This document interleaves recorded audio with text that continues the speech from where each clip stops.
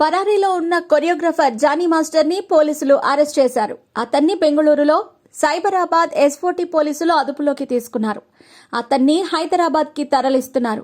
కాగా Johnny master ఉత్తరాది రాష్ట్రాలకు పారిపోయాడని, హైదరాబాద్లోని తన స్నేహితుల ఇళ్లలో తలదాచుకుంటున్నాడు అంటూ ప్రచారాలు జరగ్గా తాజాగా అతన్ని బెంగళూరులో పోలీసులు అరెస్ట్ చేశారు.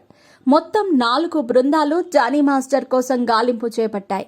కాగా గతంలో కూడా ఇలాంటి ఆరోపణలతో జానీ మాస్టర్ 6 నెలలు జైల్లో ఉన్నాడు. మహిళా కమిషన్లోనూ జానీ మాస్టర్ అలియాస్ షేక్ జానీ బాషాపై ఫిర్యాదు నమోదైంది. ఈ మేరకు బాధితురాలితో కలిసి పలు మహిళా సంఘాల నాయకులు మహిళా కమిషన్కు ఫిర్యాదు చేశారు. తనపై జరిగిన లైంగిక వేధింపుల వివరాలను పేర్కొంటూ 40 పేజీలతో కూడిన లేఖను బాధితురాలు మహిళా కమిషన్ చైర్పర్సన్ నేరెళ్ల శారదకు ఇచ్చారు. బాధితురాలికి అండగా ఉంటామని, ఈ విషయాన్ని సీఎం రేవంత్ రెడ్డి దృష్టికి తీసుకెళ్తామని ఆమె బాధితురాలికి హామీ ఇచ్చారు. జానీ మాస్టర్ లైంగిక ఆరోపణల కేసు టాలీవుడ్ ఇండస్ట్రీలో తీవ్ర దుమారం రేపుతోంది.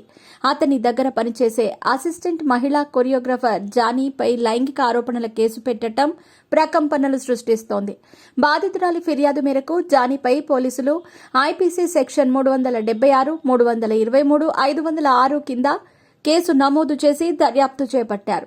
అయితే జానీ మాస్టర్ కేసులో మరో సంచలన ట్విస్ట్ చోటు చేసుకుంది. అతనిపై పోలీసులు పోక్సో చట్టం కింద కేసు నమోదు చేశారు. బాధితురాలు మైనర్గా ఉన్నప్పటి నుంచే జానీ వేధింపులకు పాల్పడ్డాడని తెలియటంతో పోక్సో కేసు పెట్టారు. కేసు నమోదైనప్పటి నుంచి పరారీలో ఉన్న జానీ ప్రస్తుతం లడఖ్లో ఉన్నట్లు పోలీసులకు సమాచారం అందింది.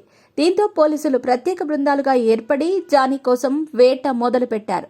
తాజాగా అతన్ని పోలీసులు అరెస్ట్ చేశారు.